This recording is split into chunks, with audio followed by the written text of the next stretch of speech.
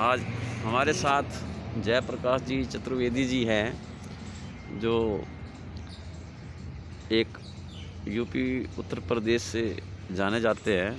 आज उनसे पूछते हैं कि देश का माहौल क्या चल रहा है। देश का लोकतंत्र खतरे में पड़ गया है।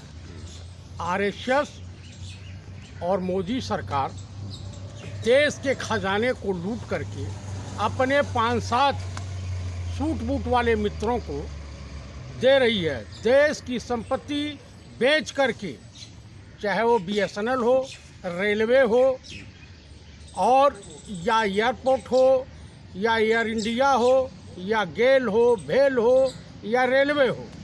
ये जो राहुल गांधी जी ने पार्लियामेंट में कहा था, ये हम दो हमारे दो वाली सरकार है। आप बताइए, इतनी बेरहम सरकार भारत के, पंजाब के कम से कम कई सांसद सदस्य आज लगभग 4 महीने से जंतर मंतर के फुटपाथ पर मच्छर से कटवाते हुए, किसान आंदोलन का समर्थन करते हुए, किसान विरोधी कानूनों को वापस लेने के लिए लगातार संघर्ष कर रहे हैं। एमपी मोदी जी भी हैं और एमपी भी हैं, संवैधानिक पद पर बैठे हुए हैं। उनके अंदर थोड़ी भी लज्जा हया होती तो कम से कम उनको इस धरना स्थल पे आकर के, चाहे माननीय रवनदीप सिंह बिट्टू जी हैं, या माननीय सांसद अमृतसर हैं, या माननीय सांसद सदस्य श्री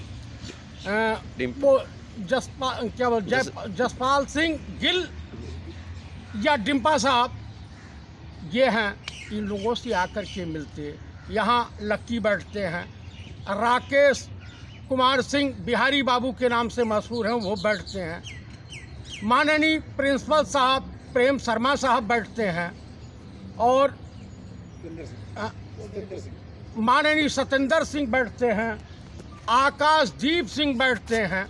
यहाँ पे बराबर मैं तो भी शुरुआती से और आज तक यहाँ पे आता हूँ, अपनी सेवा देता हूँ, क्योंकि ये किसानों के लिए, हमारे अन्नदाता किसान भाइयों की लड़ाई है, इसमें हम लोग भागीदारी देते हैं। अब इस देश की सरकार की आंख में हिंदुस्तान की जो 4% जीडीपी को बरकरार रखता है, वो किसान की संपत्ति के ऊपर निगाह पड़ गई है। उसमें भी अडानी अंबानी की दखलंदाजी चालू हो गई है। उसके उपलक्ष्य में पूरा किसान, चाहे वो गाजीपुर बॉर्डर हो, सिद्धू बॉर्डर हो, टिकरी बॉर्डर हो, जंतर मंतर हो, बराबर यहाँ धरने दे रहे हैं। माननीय राहुल गांधी जी ने एक बात कही थी कि ये देश बड़ी विकट परिस्थितियों से गुजर रहा है। इस देश को आरएसएस और संघी मानसिकता के लोगों ने खंडित करने का काम किया है। अब इस देश का चुनाव आयोग, बंगाल में चुनाव हो रहा है, ईवीएम की मशीनें जो है वो सीधे पकड़ी जा रही हैं।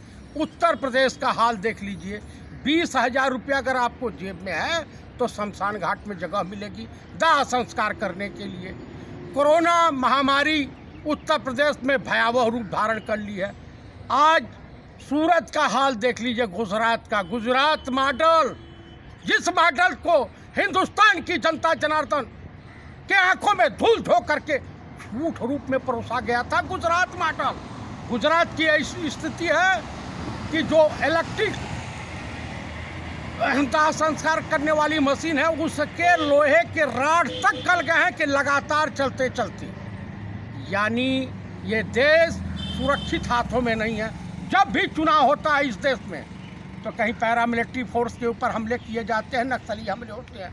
लोकसभा चुनाव के दौरान पुलवामा कांड हुआ, बिहार चुनाव के दौरान बिहार रेजिमेंट के 20 जवान विथ कमांडिंग ऑफिसर सहित चाइना के हाथों मार दिए जाते हैं। चाइना हमारे देश पे के कुछ हिस्सों पे कब्जा कर लेता है। हमारे प्रधानमंत्री बड़े सर्वदलीय बैठक के बाद बड़े में जो है खुशी जाहिर करते हुए कहा, हमारे देश में न कोई घुसा है, न कोई घुसपैठ हुई है, न किसी पोस्ट पे कब्जा हुआ। लेकिन उन्हीं के कैबिनेट मंत्री, रक्षा मंत्री, ठाकुरों के ठाकुर, वादा फरामोश, माननीय राजनाथ सिंह पार्लियामेंट में पूरे सदन के सामने कबूल करते हैं कि हमारे देश की सीमाओं का अतिक्रमण हुआ है चाइना के द्वारा। प्रधानमंत्री मुंह ताकते रह जाते हैं। यानी राहुल जी ने जो भी बातें कही है वो बातें सत्य साबित हो रही हैं और मोदी सरकार घुटनों के बल है। मोदी सरकार जुमलेबाजी, देशवासियों को धोखाधड़ी करने के लिए मशहूर है, देशवासियों का शोषण करने के लिए मशहूर है। आज तो इनके संसदीय क्षेत्र में ये कोरोना वायरस की वैक्सीन ही समाप्त हो गई है, उसके जगह पर कुत्ता काटने वाला इंजेक्शन रेबीज लगा दिया जा रहा है। उत्तर प्रदेश की एक हालत है। उत्तर प्रदेश के माननीय वर्तमान मुख्यमंत्री श्री योगी आदित्यनाथ कोरोना पॉजिटिव पाए गए हैं और वहां के पूर्व मुख्यमंत्री श्री अखिलेश यादव भी कोरोना पॉजिटिव पाए गए हैं।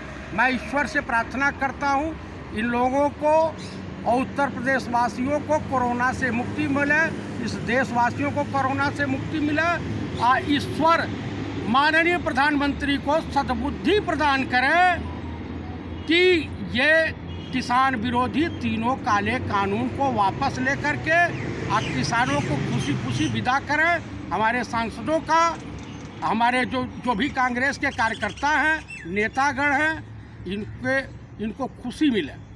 जय हिंद, जय भारत, जय कांग्रेस। एक सवाल मैं आपसे और पूछना चाहता हूँ, जो देश की अर्थव्यवस्था खराब हो रही है इस टाइम, बेरोजगारी बढ़ चुकी है, कोरोना का डर फैलाया जा रहा है, तो इसके बारे में आप क्या कहेंगे? दरअसल देश बड़ी विकट परिस्थितियों से गुजर रहा है।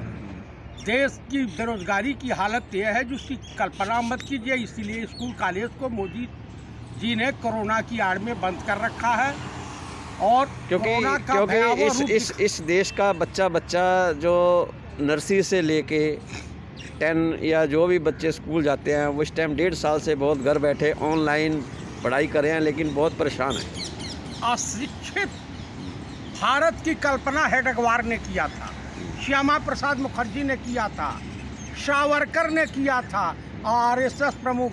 अशिक्षित रहेगा भारत तभी इनको धर्म की अफीम सुंघा करके भाजपा सत्ता में काबिज रह सकती है। अंधभक्त और पागल में कोई अंतर नहीं होता। और उत्तर प्रदेश की जनता के लिए आपका क्या?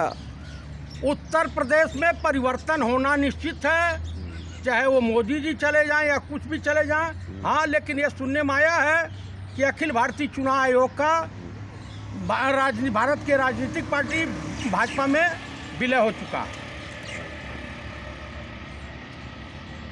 ये थे चतुर्वेदी जयराम जी, आपका बहुत बहुत धन्यवाद।